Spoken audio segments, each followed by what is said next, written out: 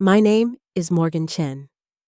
I'm 32 years old, and 6 weeks ago, I overheard my own mother tell my sister's new boyfriend that I was too socially awkward to attend their gallery opening with his art collector family.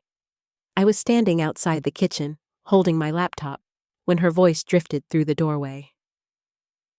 His sister's boyfriend comes from serious money. Real patrons. You know how Morgan gets at these things?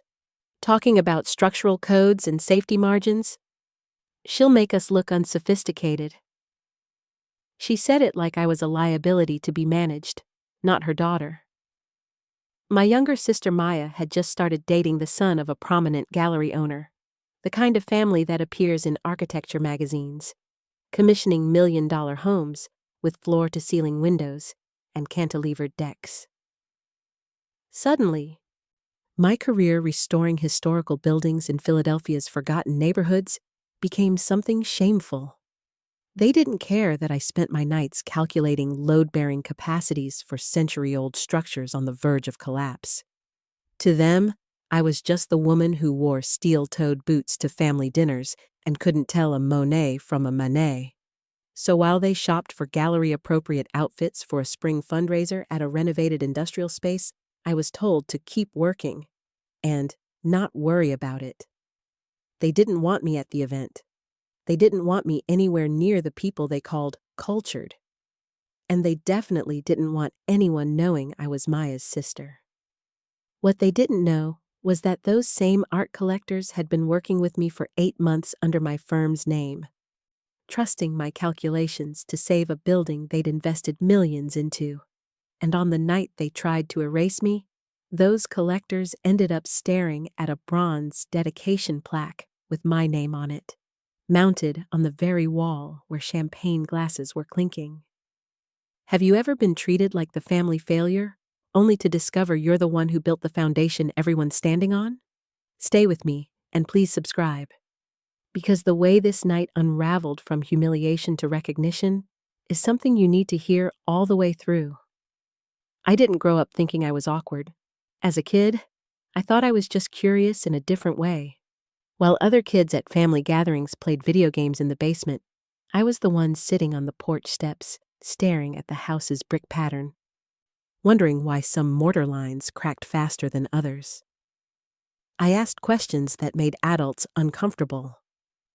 Why did Aunt Linda's contractor use treated lumber for an interior wall? If the foundation settles unevenly, won't that crack spread to the roofline?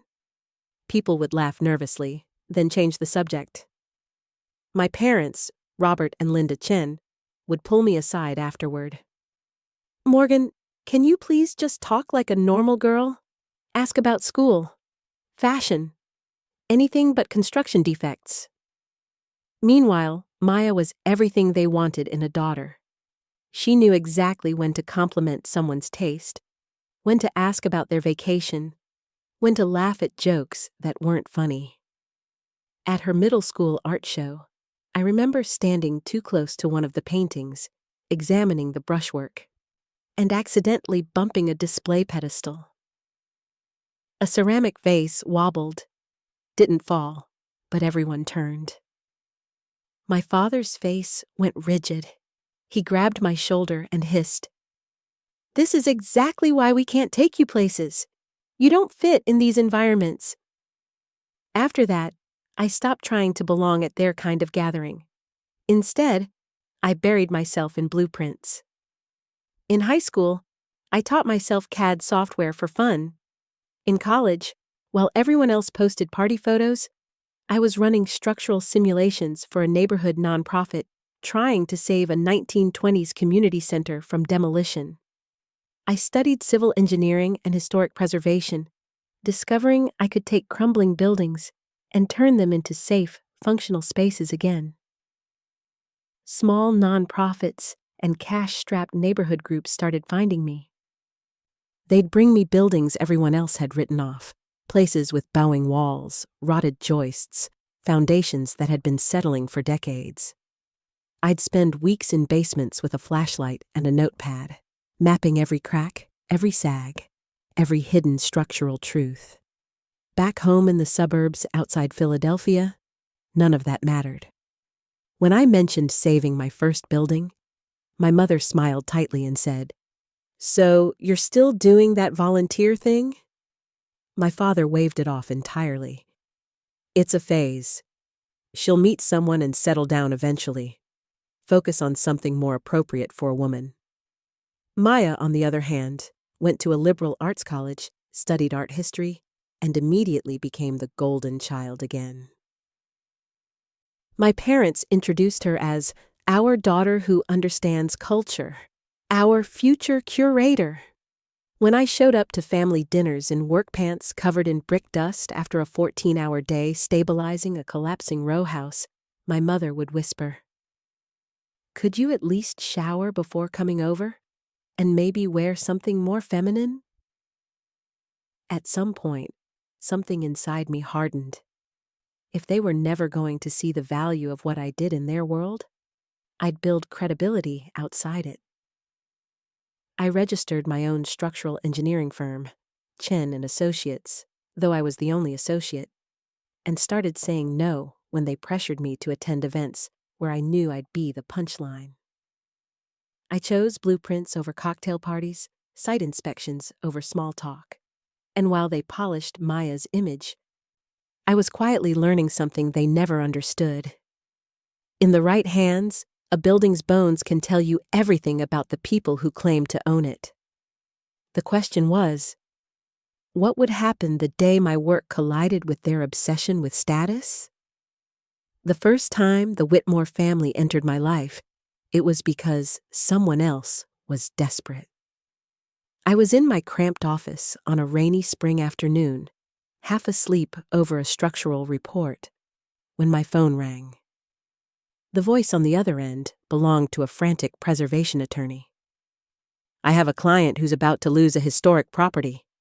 The city's threatening condemnation. Every engineer they've brought in says it's unsalvageable. Can you look at it?" The client was Whitmore Heritage Properties, though at that moment it was just a name on a contract. A few hours later, my phone rang again. "This is Douglas Whitmore," the voice said, clipped Ivy League, used to people jumping when he spoke. "We've been told you specialize in impossible cases." I sat up straighter. He didn't waste time. "We purchased a 1910 industrial building in the Old City. Brick and timber frame. The previous owner let it rot for decades. We've invested considerable capital into turning it into a mixed-use art space, but 3 engineers have told us the 3rd floor is structurally compromised beyond repair. If we can't certify it safe, the city pulls our permit and we lose everything." He paused.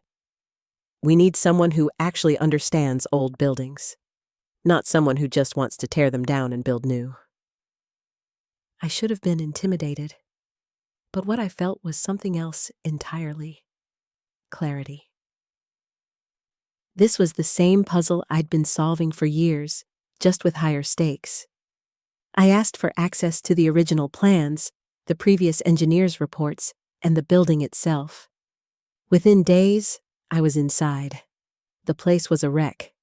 Cracked masonry, sagging beams, floors that felt soft underfoot. But I'd seen worse. I spent 2 weeks crawling through that building, measuring deflection, testing timber density, mapping load paths that hadn't been documented since 1910. The previous engineers had looked at the damage and recommended demolition. I looked at the system. The 3rd floor wasn't failing because the beams were rotten. It was failing because someone in the 1970s had removed a critical interior bearing wall without adding supplemental support. The loads had been redistributing unevenly for 50 years. Fix the load path. Sister the compromised beams. Add steel reinforcement in 3 key locations, and the floor would outlive all of us. I sent Douglas a report with drawings, calculations, and a construction plan. I also told him the truth. This would cost money, require skilled tradespeople, and take time. He called me 2 hours after receiving it. "If you're right, you've just saved us $2 million and 18 months of legal hell. His voice had shifted. Less Ivy League frost. More genuine relief. Do it! Whatever you need. I coordinated with contractors I trusted. We shored up the floor, reinforced the beams, rebuilt the load path the way it should have been designed from the beginning.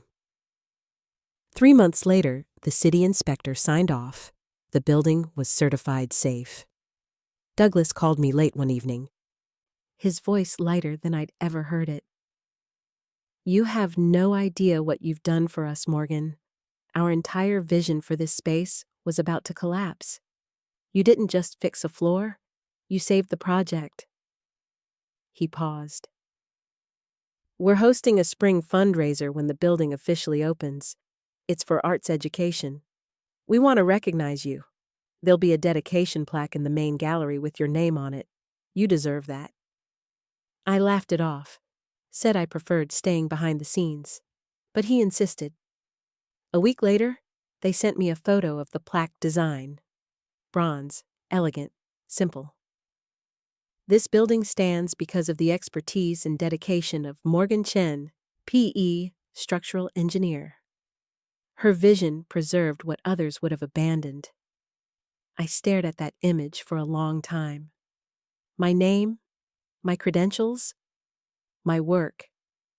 In a building that would host galas and art exhibitions and exactly the kind of people my parents spent their lives trying to impress.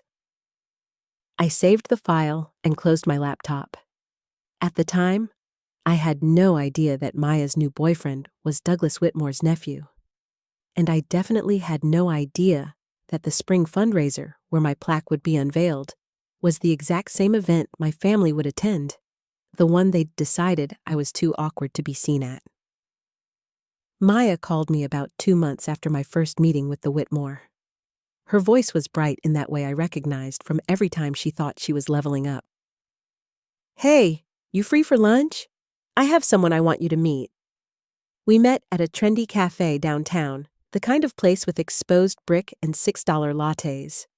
She walked in holding hands with a guy in a tailored blazer. Clean cut. Confident. The kind of smile that said he'd never worried about money a day in his life. Morgan, this is Julian. Julian Whitmore. I shook his hand, my brain already connecting dots I didn't want to connect. Whitmore? I asked carefully. Yeah, Julian said, grinning. My Uncle Douglas owns Whitmore Heritage Properties. They do these amazing historic building restorations. Actually, they just saved this incredible 1910 space in Old City. My uncle won't shut up about it. I forced a smile and sipped my coffee. Maya was glowing. Julian's family is hosting this huge fundraiser at the building when it opens. It's for arts education.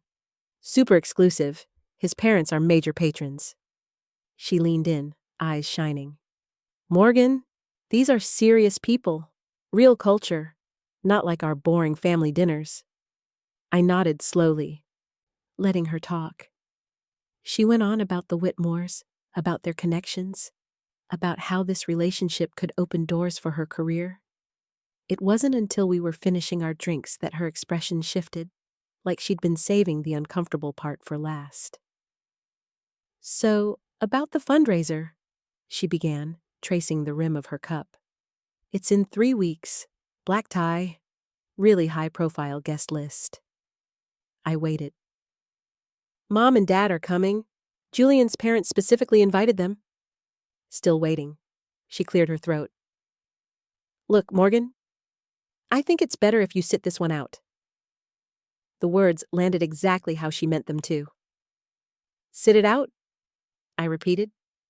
It's a very particular crowd, she said slowly. Julian's parents, their friends, they're used to a certain type of person. You know how you get in those situations. How I get? I said, my voice flat. She lifted her hands defensively. You talk about load-bearing walls and foundation issues. You make people uncomfortable. You don't really play the social game. She glanced at Julian, who suddenly looked very interested in his phone. Mom thinks it might be too stressful for you. And honestly, Morgan, we only get one shot at a first impression with Julian's family. They're elite. They're used to certain manners, certain presentation. She let that word hang in the air. Mom and Dad are already nervous about making a good impression. They think it's safer if you don't come. Safer. Like I was some unpredictable disaster that might ruin her perfect night. I laughed, but it came out hollow. So, I'm not invited to a major family event because I don't fit the aesthetic. Maya couldn't meet my eyes. It's not like that, she muttered. We'll do something else. Just us. You know I love you, right? This is just strategy. Strategy. I paid for my coffee and left. That night, I sat in my apartment staring at the photo of the dedication plaque on my laptop. My name, in bronze, in the building where my family would be sipping champagne and pretending to understand art. The building I had saved from condemnation. The building that wouldn't exist without me. And they wanted to make sure I stayed home so I wouldn't embarrass them in front of the people who'd spent months trusting my expertise. The irony was so thick I could taste it. When I got home that evening, my parents were in the living room. I could hear them through the walls, voices low and tense. I stopped in the hallway, unseen. Maya's boyfriend comes from serious money, my father was saying. Real collectors. We can't risk Morgan rambling about engineering codes or correcting someone's contractor. My mother sighed. She doesn't mean to, Robert, but this could be Maya's doorway into something better. A real career, real connections. We can't let Morgan ruin it by being herself. The words landed like physical blows. I stood there in the dim hallway, holding my laptop bag, listening to my parents discuss me like I was a defect to be hidden. They were terrified I would embarrass them in front of the very people whose building I'd saved from collapse. Upstairs, I opened my laptop and pulled up the email thread with Douglas Whitmore. The most recent message was about final details for the fundraiser. We'd love for you to attend, Morgan. You're the reason this night is happening. We want you front and center when we unveil the plaque. I stared at those words for a long time. Front and center. While my family wanted me hidden. I typed out a reply. I'll be there. Wouldn't miss it. Then I closed my laptop and sat in the dark, letting the quiet settle over me. They thought this event was about social climbing, about rubbing elbows with the right people, about finally breaking into a world they'd always admired from a distance. They had no idea that the foundation of their precious night, literally and figuratively, had my name stamped all over it. And in 3 weeks, when that plaque was unveiled in front of everyone, their carefully constructed image of the embarrassing daughter would shatter like old mortar under pressure. I just had to wait for the load to shift. The 3 weeks between that conversation and the fundraiser felt like watching a slow-motion avalanche from a safe distance. My parents called every few days with updates about their outfits, about the gift they'd bought for the Whitmores, about how excited they were to finally see this kind of craftsmanship up close. My mother even asked me once if I knew anything about historic buildings. You work with old structures sometimes, right? What should we say if someone asks about the restoration? I almost laughed. Just smile and say it's beautiful, I told her. That's usually enough. She seemed satisfied with that. Maya texted me photos of her dress, a sleek navy number that probably cost more than my monthly rent. Wish you could see this in person, she wrote, as if the decision to exclude me had been made by fate instead of by her and our parents. I didn't respond. Meanwhile, my actual work continued. Douglas sent me the final schedule for the evening. 6 o'clock, cocktail reception in the main gallery. 7 o'clock, welcome remarks and project overview. 7:30. Unveiling of the dedication plaque and recognition of key partners. My name was listed under honored guests in the program. Douglas called me a few days before the event. "I'm really looking forward to finally meeting you in person," he said. "My wife Catherine has been dying to thank you herself. She's the one who found the building originally. She was heartbroken when everyone said it couldn't be saved."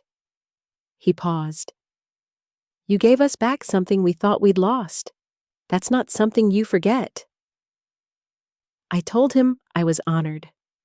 What I didn't tell him was that my family would be in that room, completely unaware that the woman they deemed too awkward to attend was the reason the event existed at all. I didn't tell him that I'd spent my entire childhood being told I didn't fit, that I asked the wrong questions, that I made people uncomfortable. I didn't tell him that my own mother had said I'd make them look unsophisticated in front of his family. I just said I'd see him Saturday night. The day of the fundraiser, I woke up with my stomach in knots. Not from nervousness exactly, more from the surreal anticipation of watching two versions of my life collide. I spent the morning reviewing site photos from another project, trying to distract myself. Around noon, my mother called. "We're leaving in an hour," she said, voice bright with excitement. "Your father rented a car. Maya and Julian are meeting us there." She paused. "You doing okay? I know you're probably working. Don't push yourself too hard tonight." The concern in her voice felt genuine, which somehow made it worse. She genuinely believed she was protecting me by keeping me away. "I'm fine, Mom," I said. "Have a great time."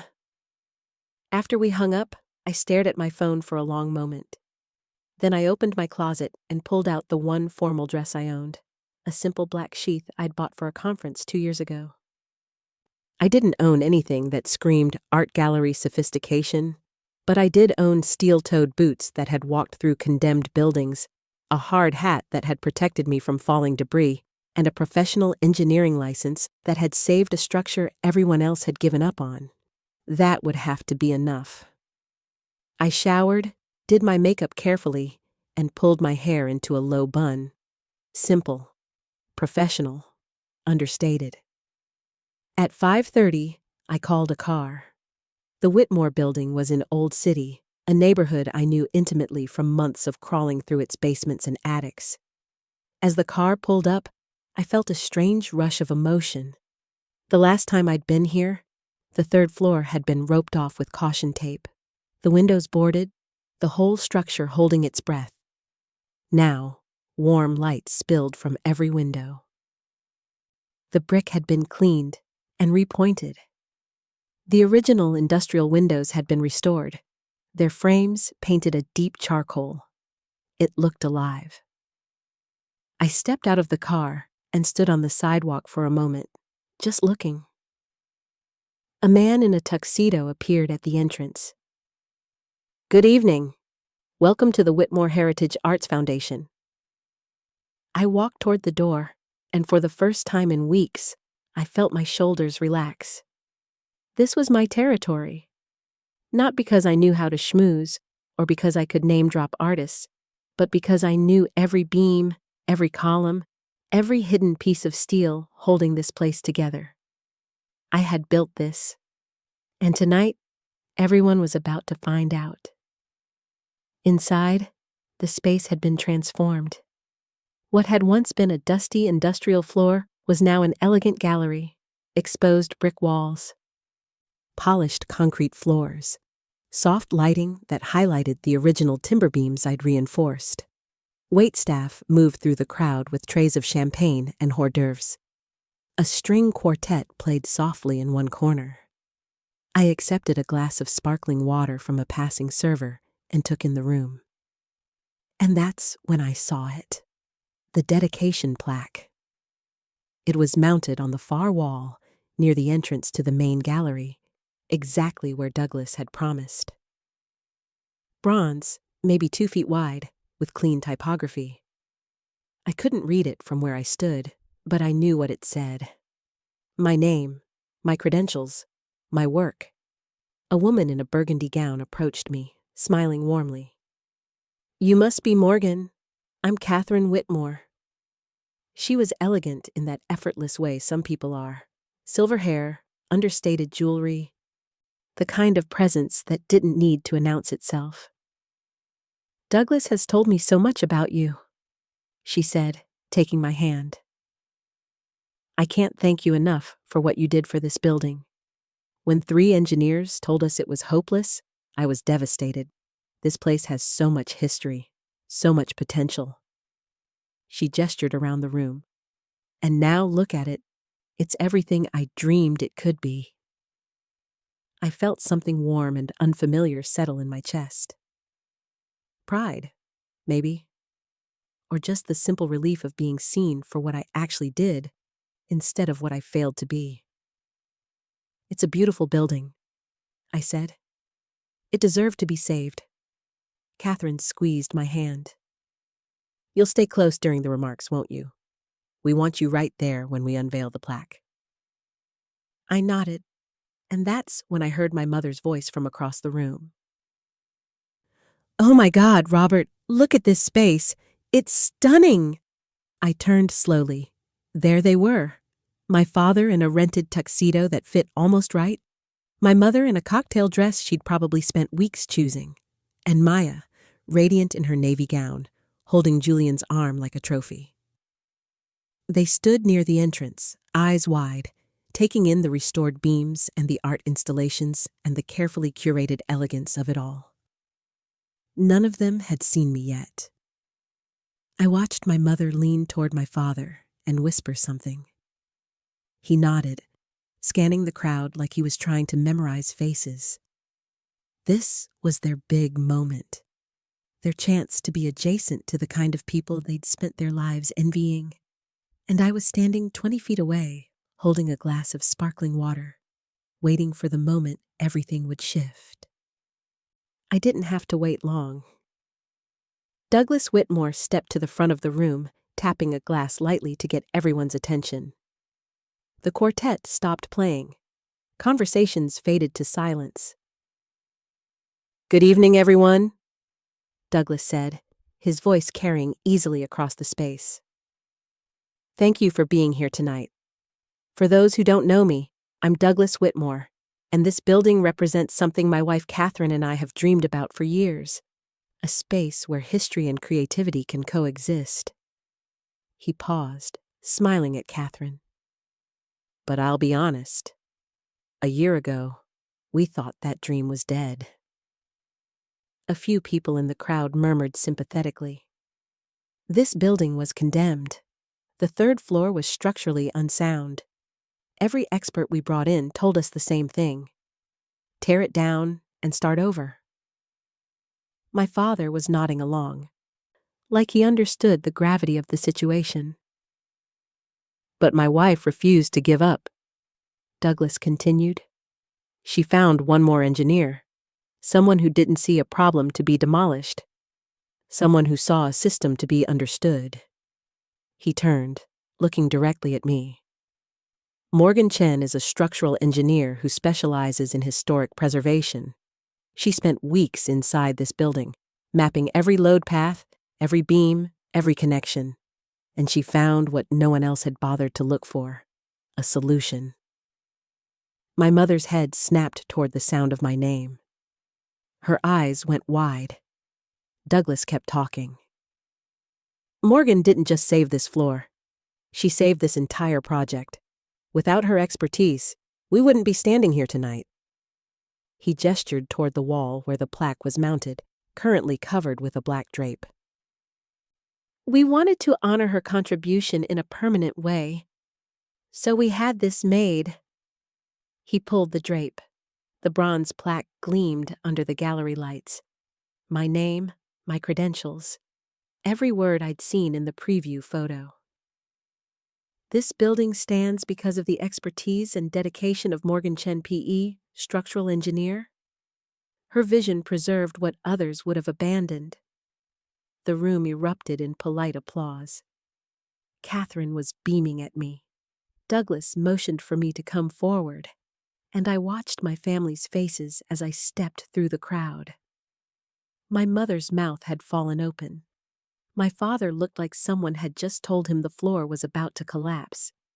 Maya's face had gone pale.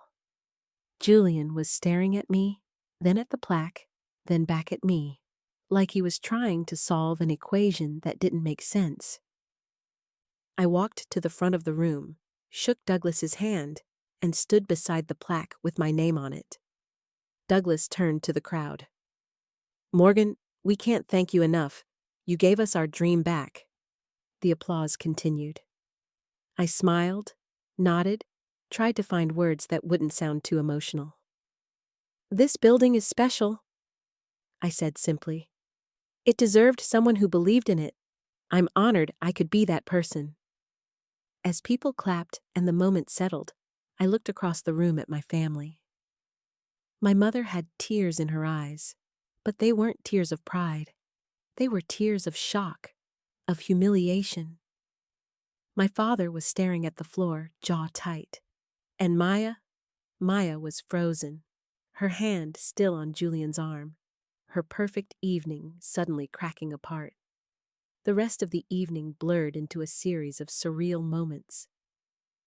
People came up to me, asking questions about the restoration. Architects, contractors, preservationists who wanted to know how I'd approached the third-floor problem. I talked shop, sketched load diagrams on cocktail napkins, explained the difference between sistering beams and full replacement. For the first time in my life, I was at a formal event, and I wasn't the awkward one. I was the expert. Meanwhile, my family hovered at the edges of the room, trapped in the nightmare of realizing they'd underestimated me in the most public way possible. My mother tried to approach me once, near the dessert table, but I watched her lose courage and turn away. Eventually, Maya found me. She walked over slowly, Julian trailing behind her, looking uncomfortable. "Morgan," she said quietly. "We had no idea." I turned to face her. "No idea about what?" I asked, keeping my voice level. "That you were the engineer. That you did all this." Her voice cracked slightly.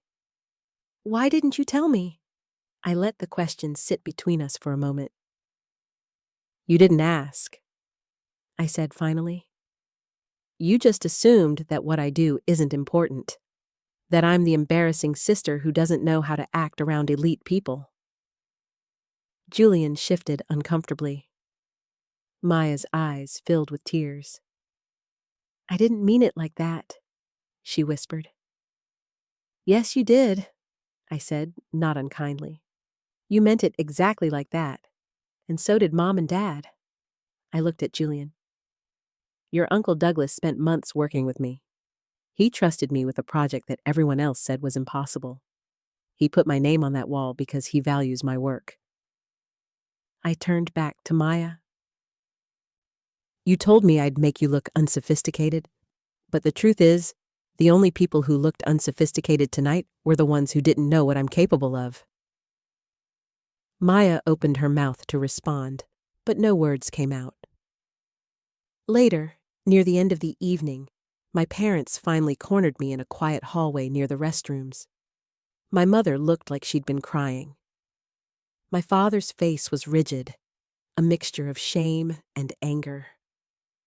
"Morgan," my mother began, her voice shaking. "We didn't know. We had no idea you were involved with this project." I crossed my arms. "Would it have mattered?" I asked. She blinked. "What? If you'd known I was the engineer, would you have treated me differently? Or would you still have told me I was too awkward to attend?" My father stepped forward. "You could have warned us," he said, his tone defensive. "You could have told us you were working with the Whitmores. We would have prepared differently." I almost laughed. "Prepared how, Dad? By pretending you were proud? By coaching me on what to say so I wouldn't embarrass you?" He flinched. My mother reached for my arm. We were just trying to protect you, honey. We thought...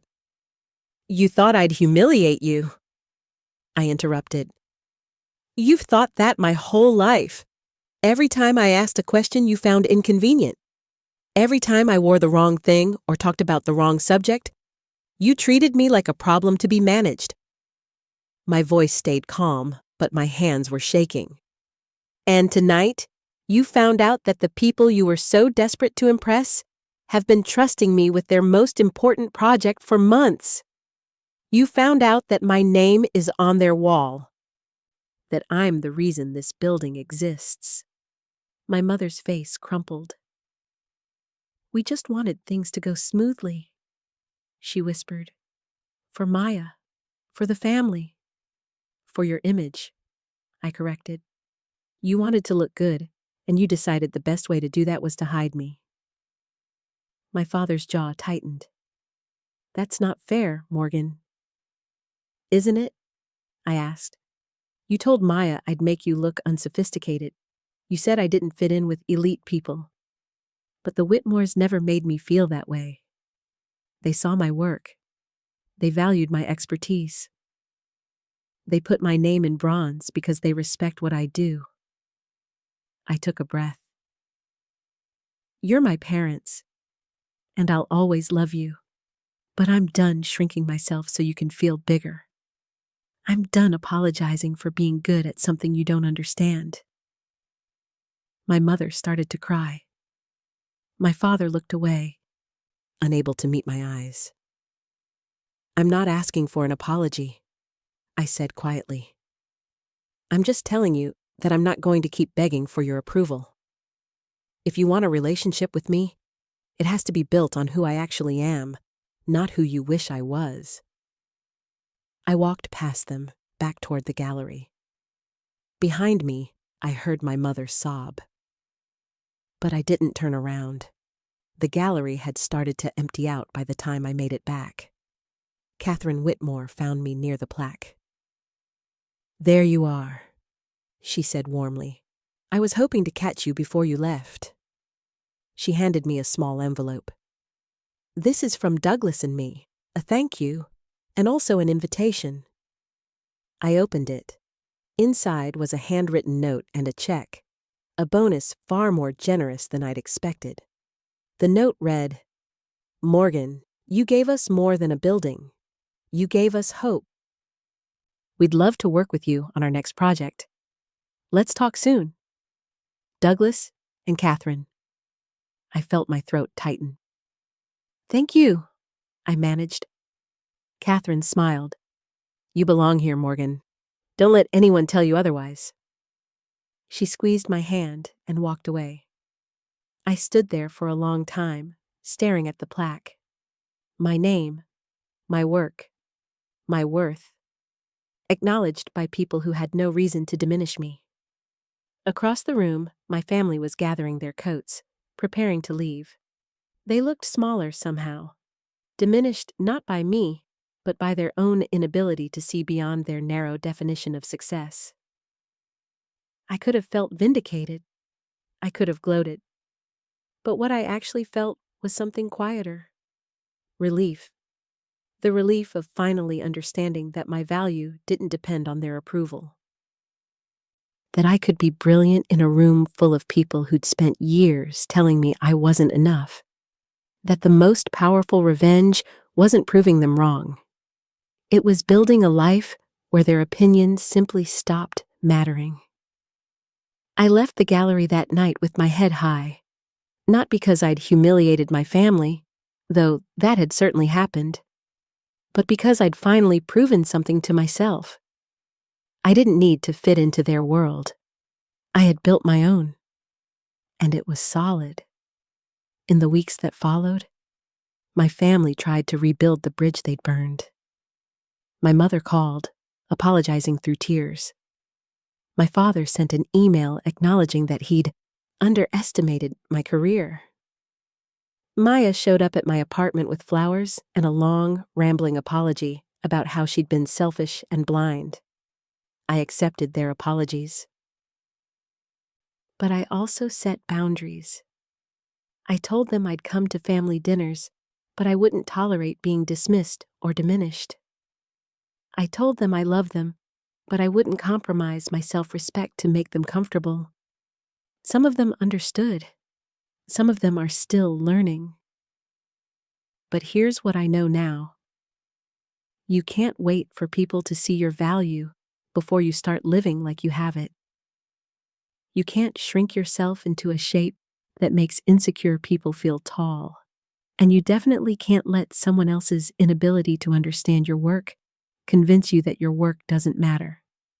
If your family has ever made you feel like the embarrassing one, the awkward one, the one who needs to be hidden so they can shine, I want you to hear this. Their discomfort with your greatness says everything about them and nothing about you. You are allowed to build a life that honors your gifts, even if the people who raised you can't see them. You are allowed to walk into rooms where you're celebrated, even if you've spent years being tolerated. And you are allowed to let your work speak for itself, even when the people who should be proudest are the ones who underestimated you the most. My name is on a bronze plaque in a building that wouldn't exist without me. My family had to walk past it all night, confronted with the truth they'd tried to hide.